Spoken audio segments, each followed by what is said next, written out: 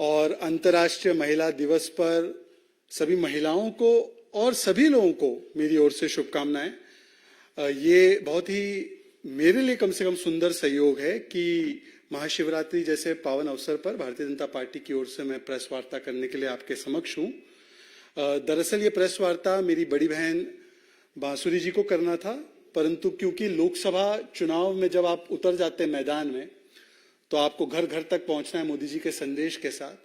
और अभी वो जहां पर है वहां से यदि वो अब प्रस्थान भी करेंगी तो बहुत समय लग जाएगा और मीडिया का समय बहुत कीमती होता है। इसलिए पार्टी ने निर्णय लिया कि आज के लिए कम से कम शहजाद उनका दूत बनते हुए आपके पास उनका संदेश जरूर पहुंचाएगा। मित्रों, आज इस पावन अवसर पर भारतीय जनता पार्टी की ओर से मैं तहे दिल से प्रधानमंत्री नरेंद्र मोदी जी और उनकी हमारी देश की सरकार को बहुत बहुत धन्यवाद और आभार प्रकट करना चाहता हूं कि आज की के दिन महिला सशक्तिकरण और महिलाओं के लिए जो ऐतिहासिक और बड़ा कदम उठाते हुए आज हमारी सरकार ने जो एलपीजी सिलेंडर पर 100 रुपए की छूट देने का ऐलान और निर्णय किया है, मुझे लगता है कि नारी शक्ति के लिए और हमारी जनता के लिए ये बहुत ही बड़ा कदम उन्होंने उठाने का काम किया है। और आपने कल देखा होगा कि जो उज्ज्वला स्कीम है उसको भी आगे बढ़ाने का काम कल हमारी सरकार की ओर से किया गया है। तो सही मायनों में जो हमारी माताएं, बहनें, देश की महिलाएं और हम सभी की जो एक अपेक्षा होती है कि एक सरकार हमारे रोजमर्रा के बजट को देखते हुए जो भी हमें राहत दे सकती है उसके ओर एक बहुत बड़ा कदम उठाने का काम प्रधानमंत्री मोदी जी की सरकार ने किया। और मैं उन्हें अपनी सारी बहनों की ओर से, माताओं की ओर से, देश की महिलाओं की ओर से और सभी की ओर से, गरीब जनता की ओर से उन्हें कोटि कोटि प्रणाम करता हूं और धन्यवाद अर्पित करता हूं। इससे पहले भी आपको याद होगा कि प्रधानमंत्री नरेंद्र मोदी जी की सरकार ने जब 2 कठिन वैश्विक चुनौतियां हैं हमारे सामने, कोविड की चुनौती जिसकी वजह से पूरे दुनिया की अर्थव्यवस्था किस प्रकार से डगमगाई, यूएस, यूनाइटेड किंगडम जैसे देशों में तो हमने 40-40 वर्ष का सबसे हाई इन्फ्लेशन देखा, परंतु हमारे घर गृहस्थी में इसका कोई असर ना पड़े इसके लिए पहले भी 300 रुपए की एलपीजी सिलेंडर पर छूट और उसके अलावा भी जिस प्रकार से लगातार सेंट्रल एक्साइज ड्यूटी को पेट्रोल डीजल पर काटना और हमारी राज्य सरकारों ने उसी का अनुकरण करते हुए लगातार वैट को घटाने का काम किया ताकि भारतीय जनता पार्टी शासित प्रदेशों में पेट्रोल डीजल के या गैस सिलेंडर के दाम कम हो, तो ये मुझे लगता है कि ये बहुत ही महत्वपूर्ण कदम है। और मैं प्रेस कॉन्फ्रेंस में आ रहा था तो उसी के बीच पता चला कि एक और ऐसा कदम उठाया गया है, मुझे लगता है जिससे कि न केवल देश के हर एक महिला को परंतु हर एक व्यक्ति को बड़ी प्रेरणा मिलेगी कि आदरणीय सुधा मूर्ति जी को राष्ट्रपति ने अपने जो सीट्स होती है राज्यसभा की उसके लिए नॉमिनेट करने का काम भी किया है। मुझे पता है कि मेरे घर में भी मेरी कजिन सिस्टर्स, मेरी बहनें सुधा मूर्ति जी से और मैं भी उनके व्यक्तित्व से, उनके कार्यों से, उनके सामाजिक जो उनके कार्य है उससे बड़ी प्रेरणा लेते हैं। तो ऐसे प्रेरणा स्रोत को आपने, हमारी सरकार ने, राष्ट्रपति जी ने जो स्वयं आदिवासी समाज से आने वाली प्रथम राष्ट्रपति हैं, उन्हें राज्यसभा में नॉमिनेट करने का काम किया है। तो मुझे लगता है कि इससे ज्यादा सुंदर संदेश आज के दिवस पर, अंतर्राष्ट्रीय महिला दिवस पर नहीं दिया जा सकता था। पर यह केवल संदेश देने का काम नहीं है। वैसे संदेश तो संदेश खाली से भी आ रहा है, पर यह केवल संदेश देने का काम नहीं है।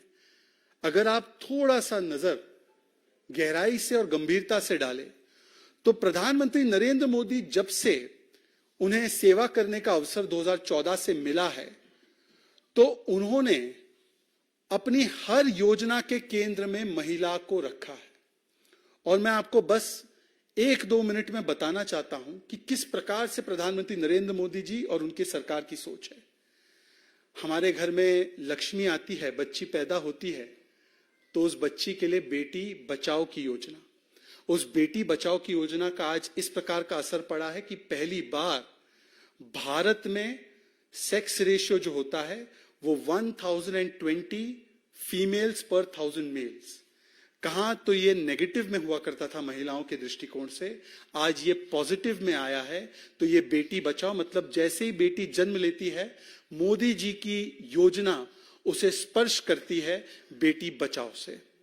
फिर बेटी थोड़ी सी बाल अवस्था में आती है, मतलब कि वो 2, 4, 5 साल की होने लगती है, तो उस बेटी के लिए सोचते हुए पोषण योजना, जिसमें लाखों करोड़ रुपए देकर बेटियों के, बच्चियों के न्यूट्रिशनल कोशेंट को बढ़ाने के लिए, ताकि उन्हें पौष्टिक खाना मिले, इसके लिए चिंता करने का काम किया है, तो पोषण योजना ने किया। फिर बेटी थोड़ी और बड़ी हो और कई बेटियां, कई बहनें, कई बच्चियां स्कूल इसलिए नहीं जा पाती थी या स्कूल जाकर वो ड्रॉप आउट कर देती थी क्योंकि उनके स्कूल में टॉयलेट नहीं होते थे। आज हर एक स्कूल में महिलाओं के लिए, बच्चियों के लिए टॉयलेट की व्यवस्था हो, और इसके लिए तो हमने एक व्यापक कैंपेन जो चलाया प्रधानमंत्री मोदी जी ने 2014 से ही, कि स्वच्छ भारत अभियान के तहत घर घर में टॉयलेट बने। तो ऐसे 10 लाख टॉयलेट स्कूल्स में बने तो हमारी बच्चियों के ड्रॉप आउट रेट ऐतिहासिक रूप से कम हुए। और खास करके मुस्लिम बच्चियां जो स्कूल जाती है, 70% का ड्रॉप आउट रेट आज 30% के ड्रॉप आउट रेट पे हुआ है। तो बच्ची जब स्कूल जाती है तो उसके लिए भी चिंता मोदी जी की सरकार करती है। फिर जैसे बच्ची थोड़ी किशोर अवस्था में आती है, जैसे जन्म लेती है, फिर बाल अवस्था, फिर मैं अब किशोर अवस्था में जा रहा हूं, बता रहा हूं। तो किशोर अवस्था में और टीनेज में पहुंचती है बच्ची और उसको हायर एजुकेशन लेना है, स्कूल पास कर लिया, उसको अभी हायर एजुकेशन के लिए जाना है। तो कई हमारी सरकारें, राज्य सरकारें हैं जो अलग अलग लाडली लक्ष्मी, लाडली बहना योजना चलाती है, स्कूटी देती है उन मेधावी छात्राओं को, ताकि वो स्कूटी पर बैठ के हेलमेट लगा के 11वीं 12वीं और आगे की ग्रेजुएशन की पढ़ाई करे और एकदम निडर होकर निकले और भी शिक्षा प्राप्त करे। आपने देखा होगा कि सुकन्या समृद्धि योजना भी आदरणीय प्रधानमंत्री मोदी जी की ही देन है, जिसमें कि आज 3.2 करोड़ अकाउंट बने हैं और उसमें भी बच्चियों को 8.2% का इंटरेस्ट रेट भी मिल रहा है। और ऐसी अनेकों योजना है जिसमें कि उनको लाभ मिलता है, उनके फिक्स डिपॉजिट बनते हैं जिसको वो आगे यूज कर सकती हैं। बच्ची थोड़ी और बड़ी होती है, कुछ बच्चियां तय करती है कि मैं देश के लिए सेवा करना चाहती हूं, तो मोदी जी ने बोला कि केवल देश के लड़के ही नहीं, सीमा पर सुरक्षा बलों में परमानेंट कमीशन इन आर्म्ड फोर्सेस महिलाओं को भी देकर उन्होंने ये संदेश दिया कि हमारी नारी शक्ति मां दुर्गा की तरह है जो देश की भी सुरक्षा कर सकती है। और इसीलिए आपने इस बार के रिपब्लिक डे परेड सेरेमनी को भी देखा होगा, सभी नेतृत्व करने वाली जगहों पर आपको नारी शक्ति का ही परिचय दिया। तो किशोर अवस्था से जब महिला और थोड़ी बड़ी होती है, कामकाज की उम्र में आती है, तो मोदी जी उन्हें आर्म फोर्सेस में परमानेंट कमीशन देने का भी काम करते हैं। मोदी जी कहते हैं कि यदि आप एंटरप्रेन्योर बनना चाहती है, स्टार्टअप शुरू करना चाहती है, तो आपके बैंक अकाउंट भी खुलवाए। 50 करोड़ जो अकाउंट इस देश में खुले, उसमें ज्यादातर अकाउंट महिलाओं के खुले। 44 करोड़ जो मुद्रा लोन योजना के तहत लोन दिए गए, छोटे छोटे 10, 15, 20 हजार के लोन, उसमें से ज्यादातर जो लाभार्थी हैं वो महिला हमारी लाभार्थी हैं, जिनको 70% लोन्स उन्हीं को मिला, जिससे कि उन्होंने अपने छोटे उद्योग को शुरू करने का और चलाने का काम किया। अब आप कल्पना कीजिए कि 44 करोड़ लोन दिए हैं, 44 करोड़ में से 4 लोन पे भी एक जॉब क्रिएट हो तो कितने जॉब्स क्रिएट किए गए हैं, और खास करके महिला वर्ग के लिए कितने जॉब्स क्रिएट किए गए हैं, ये इसका अंदाजा लगाइए। अगर महिला का निर्णय हो कि मुझे अब शादी कर लेना है, और क्योंकि आपको पता है कि कई बार पुरुष प्रधान आज भी कुछ समाज है, उसके चलते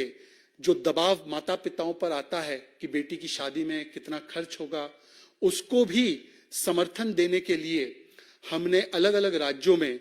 चाहे वो कन्या विवाह योजना हो, चाहे वो कन्यादान योजना हो, और उन सभी योजनाओं को किस प्रकार से माताओं बहनों ने स्वीकारा है, उसका लाभ उठाया है, उसका आपको उदाहरण उत्तर प्रदेश से लेकर मध्य प्रदेश तक में दिखाई लगातार देता है। उसके बाद महिला जब गृहस्थी वाली स्टेज में आती है, अब हम चाहते हैं कि महिला के हाथ में एम्पावरमेंट हाउस होल्ड का हो, तो उसके लिए स्टैंप ड्यूटी को कई राज्यों में कम किया है महिलाओं के लिए। इसका एक डायरेक्ट असर ये पड़ा कि ज्यादातर उन राज्यों में अब जो रजिस्ट्रेशन ऑफ प्रॉपर्टीज होती है वो महिलाओं के नाम पर होती है, मतलब महिला आज प्रॉपर्टी ओनर्स बने। और केवल यही नहीं, जो गरीबों को हमने 3.5 करोड़ आवास दिए, उसमें से लगभग 70% आवास जो है वो महिलाओं के नाम पर ओनरशिप या को ओनरशिप है। मतलब कि देश में करोड़ों लखपति दीदी बनाने का काम अगर किसी ने किया तो यही नरेंद्र मोदी जी की सरकार ने एक काम को किया। और इस प्रकार से महिलाओं को बाल अवस्था से लेकर गृहस्थी की स्टेज तक हर जगह पर एम्पावर करने का, सशक्त करने का जो कार्य किया गया है वो नरेंद्र मोदी जी की सरकार के द्वारा किया गया है। और फिर एक महिला जब लीडरशिप रोल लेना चाहे तो ऐसी महिलाओं को लीडरशिप रोल मिले, इसके लिए नए नए बने पार्लियामेंट में पहला अगर कानून पारित किया गया तो वो नारी शक्ति वंदन अधिनियम था, जिसके माध्यम से आज हमारी देश की महिलाएं, हमारी देश की बहू बेटियां, बहनें, माताएं, ये सभी लोग पार्लियामेंट में बैठकर अपने अधिकार से इस देश के लिए नीतियां बनाने का काम करेंगी। तो इस प्रकार से from birth stage to the stage of a woman reaching adulthood, every stage of life of a woman, Modi's policies influence, empower and take the woman forward, ये उनकी सोच रही है। और इसी दृष्टि से आज भी जो एक राहत दी गई है, तो आप देख सकते हैं, चाहे रसोई का मामला हो, चाहे राष्ट्रीय सुरक्षा का मामला हो, चाहे गृहस्थी का मामला हो, चाहे देश चलाने का मामला हो, देश में नारी शक्ति को किस प्रकार से प्रमुखता से जगह दी जा सके, इसकी पल पल अगर कोई चिंता और कल्पना करता है वो आदरणीय प्रधानमंत्री नरेंद्र मोदी जी है। और उसी के तहत इस कदम को उठाया गया है। और एक चीज जो हर एक महिला चाहती है और हर एक नागरिक चाहता है, सुरक्षा की दृष्टि से आज जहां पर आतंक का राज हुआ करता था, जहां पर रोमियों का राज हुआ करता था उत्तर प्रदेश और बाकी राज्यों में, आपको पता है कि महिलाओं के साथ क्या व्यवहार किया जाता था, जिस प्रकार से खुलेआम शाहजहां घूमते थे अलग अलग प्रदेशों में। हमने ऐसे मन चले शाहजहां पर नकेल कसने का काम किया है। उसका सीधा उदाहरण आपको उत्तर प्रदेश में भी दिखता है, उसका सीधा उदाहरण आपको मध्य प्रदेश में भी दिखता है। और इसीलिए देश की नारी शक्ति, देश की महिला शक्ति जब चुनाव आते हैं और जब उन्हें निर्णय करना होता है तो वो कानून व्यवस्था और न्याय को देखते हुए और किस प्रकार से सुरक्षा की स्थितियां बदली है मोदी सरकार में और मोदी सरकार के साथ साथ चलने वाली हमारी राज्य सरकारों में, उसको देखते हुए हमें वो एक सुरक्षा कवच की तरह बार बार अपना समर्थन देती है और मोदी जी को आशीर्वाद देती है, योगी जी को आशीर्वाद देती है, मध्य प्रदेश की भाजपा सरकार को आशीर्वाद देती है। आपने देखा होगा कि केवल यही नहीं, जो दशकों पुराने कुरीतियां थी, 3 तलाक जैसी कुरीतियों को भी समाप्त करके महिलाओं को उनका असली अधिकार देना, मुस्लिम बहनों को जिनको केवल एक वोट बैंक के रूप में देखा जाता था, और वोट बैंक के रूप में भी ऐसा देखा जाता था कि कोई उनकी वेलफेयर की चिंता नहीं करता था। केवल कट्टरपंथियों के सामने वोट बैंक के नाम पर ये लोग जिस प्रकार से नतमस्तक हो जाते थे, शाहबानू का केस हो या शायरा बानू का केस हो, शाहजहां का केस हो, या आप देख सकते हैं पूरे देश में वोट बैंक के नाम पर कैसे कुंडी लगा देते हैं मुंह पर और कुछ शब्द नहीं बोल पाते जब महिलाओं के साथ अत्याचार होता है। ऐसे अत्याचार सहने वाली महिलाओं को मुक्ति दिलाने के लिए, हमारी मुस्लिम बहनों को मुक्ति इन चीजों से देने के लिए 3 तलाक के कानून को भी पारित करके हमने 3 तलाक जैसी कुरीति से भी उनको छुटकारा देने का काम किया। हमने जहां जहां हमारी राज्य सरकारें हैं वहां पर महिला सशक्तिकरण का सबसे बड़ा हथियार यूनिफॉर्म सिविल कोड की तरफ भी पहल करने का काम किया है। अभी अभी उत्तराखंड ने भी पहला वो राज्य बना है आजादी के बाद, स्वतंत्रता के बाद, जहां पर महिला सशक्तिकरण को ध्यान में रखते हुए जिस प्रकार का कदम वहां के मुख्यमंत्री, हमारे बहुत ही dynamic chief minister Pushkar Singh Dhami ji की सरकार ने लिया है, और वहां पर भी समान कानून को वहां पर जो संवैधानिक एक परिकल्पना थी उसको लागू करने का काम किया गया है। और आने वाले दिनों में हम अलग अलग राज्यों में जहां पर भी जनता की मांग आई है इसको आगे बढ़ाने का काम कर रहे हैं। असम में भी हमने देखा है कि हमारे बहुत ही डायनामिक हमारे मुख्यमंत्री हेमंत बिस्वा शर्मा जी ने जो बाल विवाह को रोकने के लिए कदम उठाए हैं, मुझे लगता है उसको भी आज इसी दृष्टिकोण से देखा जाना चाहिए। तो किसी भी राज्य सरकार को उठा के देखिए या केंद्र की सरकार की किसी योजना को उठाकर देखिए, केंद्र में उसके महिला सशक्तिकरण ही है, नारी शक्ति भी है, और उसी को हम वंदन करते हुए आज एक और कदम जो हमने उठाया है, हमारी सरकार ने उठाया है, उसके लिए आभार प्रकट करते हैं। परंतु आप एक चीज नोट कीजिए, एक तरफ तो देश में संदेश जा रहा है, बेटी बचाओ, बेटी बढ़ाओ, बेटी पढ़ाओ, बेटी को सशक्त कराओ, और दूसरा संदेश दुर्भाग्यपूर्ण तरीके से जो संदेश खाली से निकल कर आ रहा है, ममता दीदी, मोदी जी तो बेटी बचाओ का कैंपेन चलाते हैं और आप शाहजहां बचाओ का कैंपेन चलाती हैं। ममता दीदी, ऐसी क्या मजबूरी है कि आज टीएमसी का मतलब तृणमूल कांग्रेस नहीं रहा है, बल्कि यह रहा है कि तालिबानी मुझे चाहिए। जिस प्रकार से एक तालिबानी मानसिकता, एक शाहजहां वाली मानसिकता, मुगलई मानसिकता कि हिंदू महिलाओं को प्रताड़ित करते हुए उनका शोषण हम करेंगे, और ऐसे लोगों को लगातार आपका सेकुलर संरक्षण प्राप्त है, और इस प्रकार का संरक्षण कि 56 दिन आप उनको गिरफ्तार नहीं करती, छुपा कर रखती, इस प्रकार का संरक्षण जब हाईकोर्ट कहता है कि सीबीआई को मामला ट्रांसफर हो तो आप तुरंत 1 मिनट के अंदर सुप्रीम कोर्ट चली जाती है। This is unheard of. मैं समझ सकता हूं कि जो रेपिस्ट है वो चला जाए कोर्ट कि मुझे इस के खिलाफ अपील करना है, पर आपकी सरकार उस शाहजहां को बचाने के लिए अपील कर देती है, और जब कोई स्टे नहीं आता तो लगभग कंटेम्प्ट ऑफ कोर्ट करते हुए शाहजहां की कस्टडी और केस पेपर सौंपने से आप इनकार कर देती। हाई कोर्ट को फिर से हस्तक्षेप करना पड़ता है। यह ऐसा कौन सा सत्य है संदेश खाली में कि वो अगर बाहर आ जाएगा तो आपकी जो पूरी की पूरी राजनीति का ढांचा है वो चरमरा जाएगा। यह ऐसा कौन सा राज है शाहजहां के पास कि एक शाहजहां को आप वैसे तो कॉस्मेटिकली अपनी पार्टी से सस्पेंड करते, एक्सपेल भी नहीं करते, सस्पेंड करके रखा है, पता नहीं कब वापस लेना पड़े, सस्पेंड करके रखते तो हैं, पर उस शाहजहां प्रवृत्ति को बचाने के लिए आप हर एक वो प्रयास करती हैं। कभी फैक्ट फाइंडिंग टीम को ना आने देना, कभी एनएचआरसी या जो विमेंस कमीशन की टीम है उसके लिए अड़चने पैदा करना, कभी हमारी सांसद या हमारे वरिष्ठ नेतागण सुकांता मजूमदार हो, वो अगर जाना चाहे तो उनको अपने लाठीचार्ज का और अग्रेशन का शिकार बनाना, कभी कोई पत्रकार उसकी कवरेज करने जाए, सत्य को बाहर लाने जाए तो पत्रकार को गिरफ्तार कर देना, परंतु शाहजहां के ऊपर कोई आंच ना है, मेरे वोट बैंक के बादशाह पर कोई आंच ना है। यह टेम्पलेट है आपकी पॉलिटिक्स का। और इंडी गठबंधन से भी सवाल बनता है, आप तो दलित लाइव्स मैटर का कैंपेन लेकर कई प्रदेशों में गए थे, आप तो महिला बचाओ, महिला सशक्तिकरण का कैंपेन लेकर कई प्रदेशों में गए थे, पर इतने दिन होने के बाद भी प्रियंका वाड्रा जी, आपके मुख से एक शब्द नहीं निकल पा रहा है उन अनुसूचित जाति जनजाति की बेटियों बहनों के लिए जिनकी रूह कंपाने वाली वीडियोस हमने देखी है मीडिया में। क्योंकि इन सारे अत्याचारों को करने वाला व्यक्ति, उसका नाम शाहजहां। ये वही मौन स्वीकृति है आपने जो दिया है,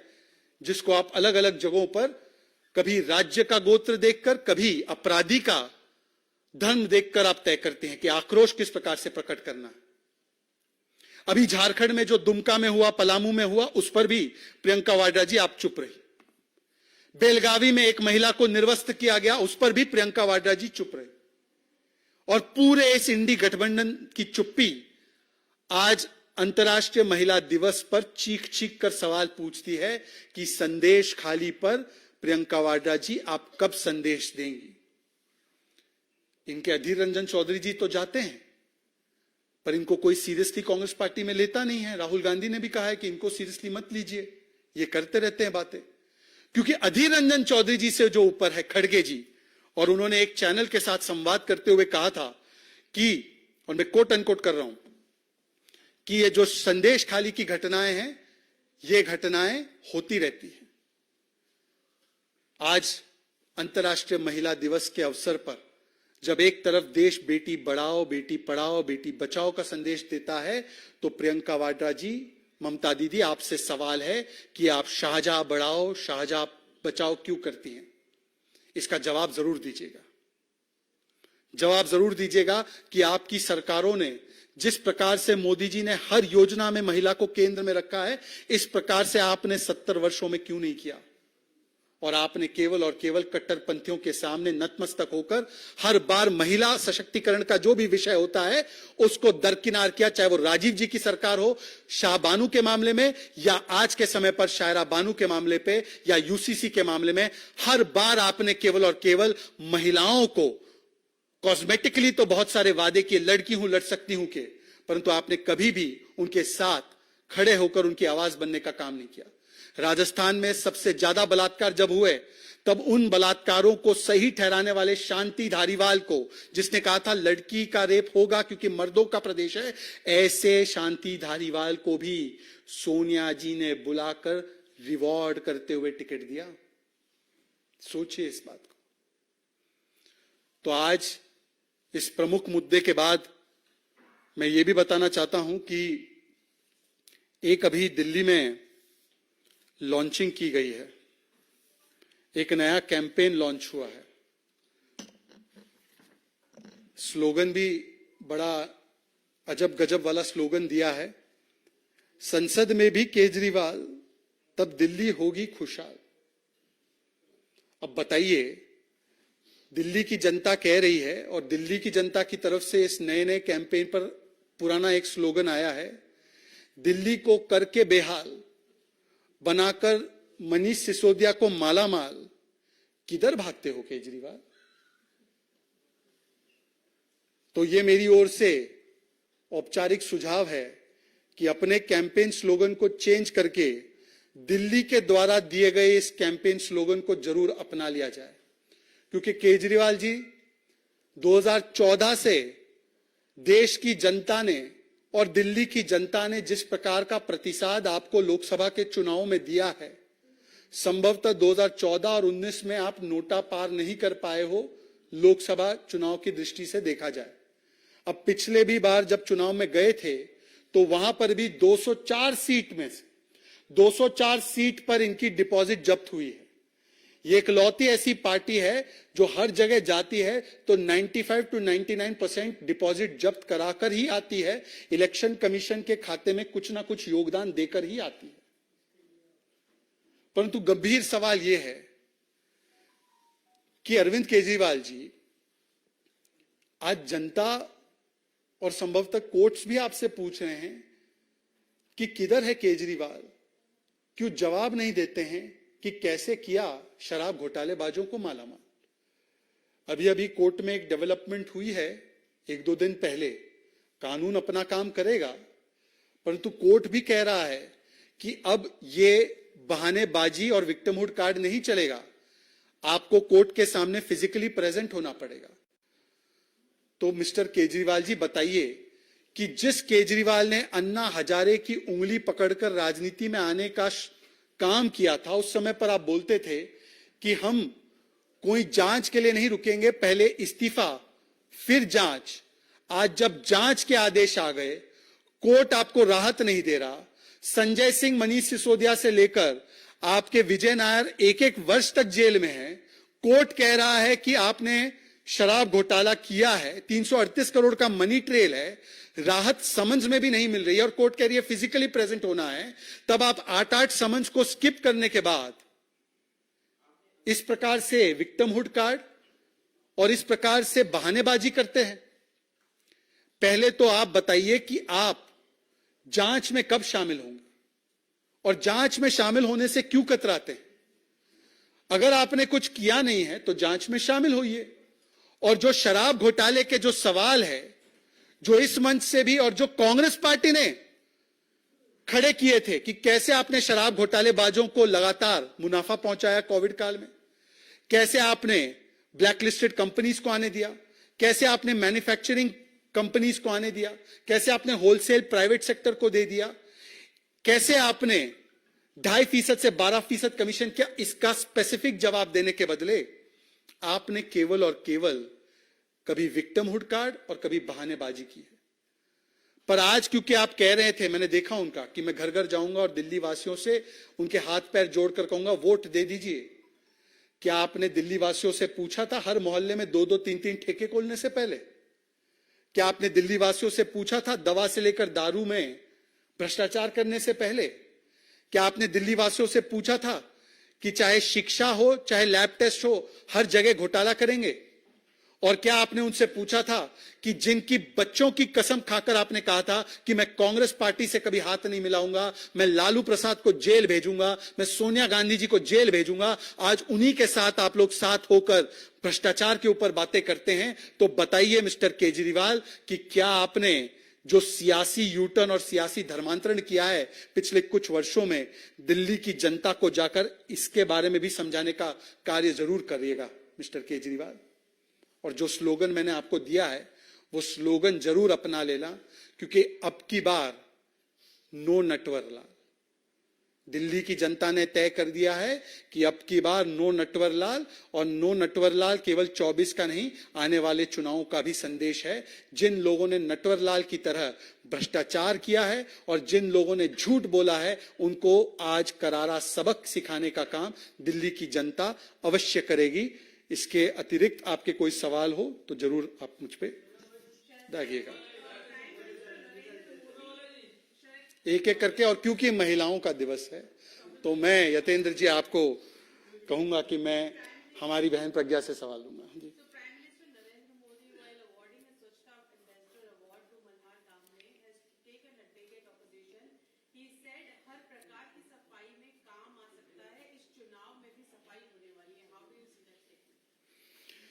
मुझे लगता है कि देश की जनता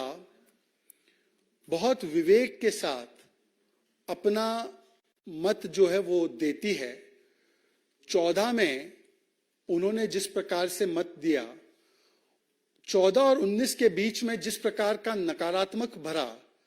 व्यक्तिगत हमलों से भरा और भारत की अस्मिता को एक प्रकार से हमला करने वाला कैंपेन रहा, उसको देखते हुए देश की जनता ने विवेकपूर्ण तरीके से कांग्रेस पार्टी और ऐसी पार्टियों का जमकर राजनीतिक सफाया कर दिया था। परंतु आपको शायद पता होगा कि कभी कभी डीप क्लीनिंग में समय लगता है, कुछ कोने छूट ही जाते हैं जहां पे अच्छे से सफाई करना बाकी रह ही जाता है। तो जैसे मैं अपनी मां को देखता था ईद और दिवाली से पहले, वो कभी कभी तय करती थी कि अब इस कमरे में भी जहां पर भी थोड़ी बहुत मिट्टी मैल बाकी है, इसको भी ठीक से साफ करना है। मुझे लगता है कि मेरी माँ जिस विवेक से उस समय पर घर की सफाई करती थी, देश की महिलाएं, संदेश खाली में जो हो रहा है, जे देश की महिलाएं और देश के लोग जिस प्रकार से प्रधानमंत्री नरेंद्र मोदी जी को व्यक्तिगत हमलों से बार बार लगातार उन्हें देश के लिए काम करने के लिए गालियां दी जा रही है। आज जब देश की अर्थव्यवस्था तेजी से बढ़ती है तो कुछ लोग देश के खिलाफ जिस प्रकार से अंतर्राष्ट्रीय मंच पर भी बोलने से नहीं कतराते, ऐसे लोगों की राजनीतिक सफाई का बेड़ा उठाने का काम देश की जनता 24 में निश्चित रूप से करेगी।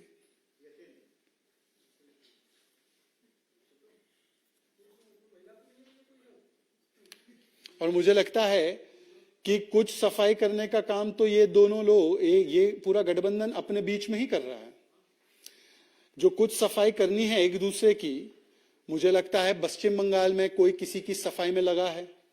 पंजाब में तो एक थी कांग्रेस कहकर कोई किसी की सफाई में लगा है, केरल में वायनाड में किसी की सफाई में कोई लगे हुए हैं, महाराष्ट्र में आप जीरो से शुरू होंगे ये कहकर महाराष्ट्र में कुछ लोग सफाई में लगे हुए हैं। तो मुझे लगता है देश की जनता के अलावा यदि इंडी गठबंधन के साथी, आज जम्मू कश्मीर से भी इसी प्रकार की एक आवाज आई है, अगर एक दूसरे की सफाई करने में वो लोग भी लगे हुए हैं तो मुझे लगता है कि अच्छा है। देश में ऐसी डायनेस्टी, भ्रष्टाचारी और तुष्टीकरण करने वाली जो भी बची कुची जो फोर्सेस है उनकी सफाई का काम देश की जनता या ये लोग एक दूसरे के लिए कर ही रहे हैं।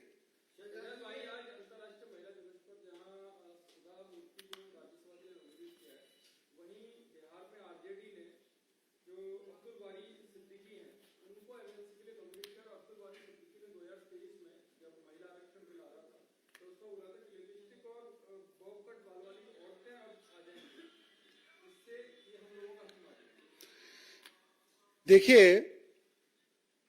एम फॉर मोदी के लिए सबसे बड़ा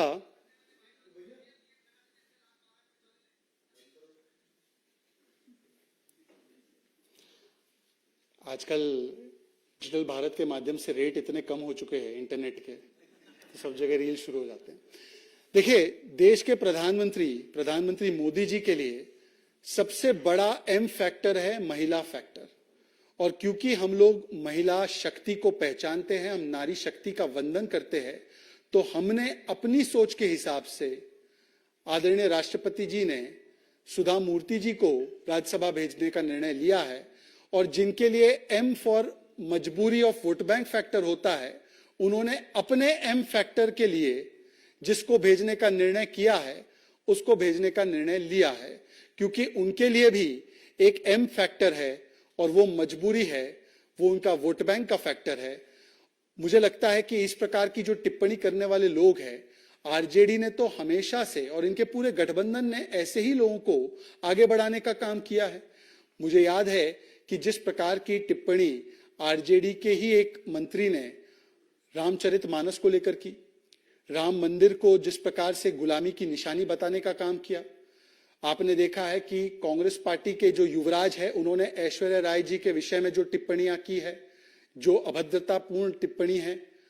तो ऐसे लोग उनके गठबंधन में हैं। जिस प्रकार की टिप्पणी समाजवादी पार्टी के नेता आजम खान से लेकर अबू आजमी ने की है महिलाओं को लेकर, तो इनका जो पूरा गठबंधन है वो एम फैक्टर उनका वोट बैंक का फैक्टर है। इसीलिए महिला सशक्तिकरण के हर उस कदम को भी वो नकारने का काम करते हैं, चाहे वो 3 तलाक का कानून हो, चाहे वो यूसीसी हो। और हम लोग जो है महिला सशक्तिकरण में यकीन रखते हैं। इसलिए सुधा मूर्ति जी, जो केवल देश की नहीं पूरी दुनिया की महिलाओं के लिए और दुनिया के लोगों के लिए एक प्रेरणा स्रोत है, उनको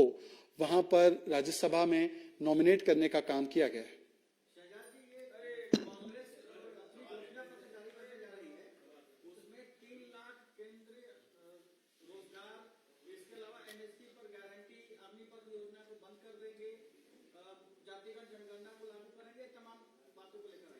चलिए, कांग्रेस अपने पुराने वादों को पूरा करे तो मुझे लगता है सबसे बड़ी उपलब्धि वही रहेगी। कांग्रेस पार्टी के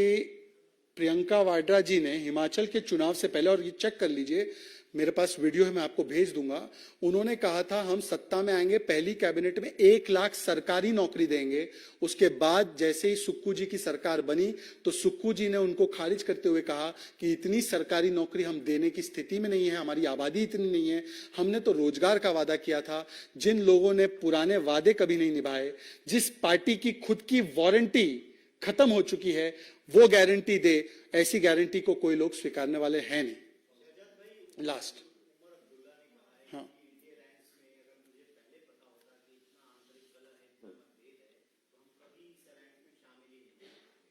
देखिए, मुझे लगता है कि हर रोज एक नया कलेश, हर रोज एक नया जख्म इंडी गठबंधन के अलायंस को मिलता है। और इसको देने वाले, इस कलेश को करने वाले और इस जख्म को देने वाले लोग उन्हीं के हैं। और आप उत्तर से लेकर दक्षिण, पश्चिम से लेकर पूर्व तक देखिए, तो एक तरफ तो एनडीए का गठबंधन है जिसमें मिशन और विशन है कि देश के लिए क्या करना है। 10वें से तीसरे स्थान पर अर्थव्यवस्था को ले जाना है, 11 करोड़ घरों तक नल पहुंचाना है, 11 करोड़ लोगों तक शौचालय पहुंचाना है, 25 करोड़ लोगों को गरीबी से निकालना है, G20 आयोजित करना है, विदेश नीति को सशक्त करना है, राष्ट्र सुरक्षा को सशक्त करना है। यह मिशन और विशन है। पर जिन लोगों के गठबंधन की बुनियाद कमीशन, करप्शन, डायनेस्टी का प्रोफेशन, अपना अपना एम्बिशन और कंफ्यूजन हो,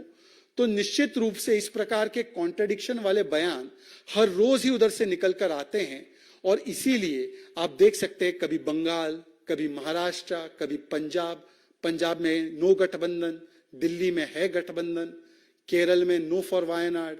तो इस प्रकार का कंफ्यूजन आज हमें जम्मू कश्मीर में भी दिखाई दे रहा है, जहां पर एनसी ने जो स्टेटमेंट दिए हैं, मुझे लगता है कि अगर ये लोग मिलकर देश के लिए, अपनी सीटों के लिए एक मत नहीं हो सकते, अगर ये लोग मिलकर किस प्रकार से एक अपनी पॉइंट ऑफ व्यू को रखना है उस पर एक मत नहीं हो सकते, तो क्या ये लोग कभी भी देश के लिए एक मिशन और विजन के लिए काम कर सकते हैं? ये केवल 7 परिवारों का गठबंधन है, जहां पर वो अपने अपने परिवार को संपन्न करने के लिए, सुरक्षित रखने के लिए काम कर रहे हैं। लालू जी तेजस्वी और तेज प्रताप के लिए, सोनिया जी राहुल सोनिया के लिए, प्रियंका के लिए, स्टालिन उदयनिधि के लिए, कोई और सुप्रिया जी के लिए। और जबकि इस गठबंधन में, एनडीए गठबंधन में, हम देश के बेटा बेटी को सशक्त करने का प्रयास कर रहे हैं।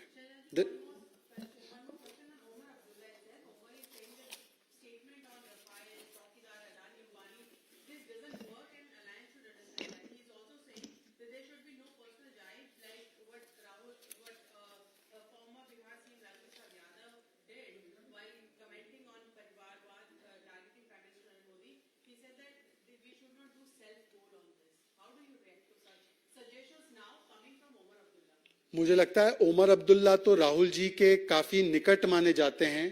बचपन में वो कैंपिंग और अलग अलग जगहों पर घूमने भी साथ में ही जाते थे। तो ओमर अब्दुल्ला जी को जरूर फोन उठाकर राहुल जी को बोलना चाहिए कि कभी कभी भारतीय जनता पार्टी पर हमला करते करते जिस प्रकार से वो देश के यशस्वी प्रधानमंत्री, उनके माता पिता, उनके गरीब पृष्ठभूमि, उनके चाय वाले की पृष्ठभूमि, उनके ओबीसी समाज और उनके ऊपर जो व्यक्तिगत हमले करते हैं, और अब उसी श्रृंखला में लालू जी भी जुड़ चुके हैं, उसी श्रृंखला में और भी इनके गठबंधन के साथी जुड़ चुके हैं। तो मुझे लगता है उमर अब्दुल्ला को यह सलाह अपने मित्रों को, लालू जी को, राहुल जी को देनी चाहिए, परंतु वो हो नहीं सकता संभव, क्योंकि इन परिवारवादियों के पास केवल अपनी लूट और झूठ और व्यक्तिगत हमलों की छूट के अलावा और कुछ बचा नहीं है। इसीलिए देश जिस प्रकार से आगे बढ़ रहा है, देश में जिस प्रकार से गरीबों का कल्याण हो रहा है, देश में जिस प्रकार से नरेंद्र मोदी जी अर्थव्यवस्था और इंफ्रास्ट्रक्चर को बढ़ा रहे हैं, विदेश नीति को शक्ति दे रहे हैं, उस पर वो जब बोलने के लिए असमर्थ है तो वो मोदी जी को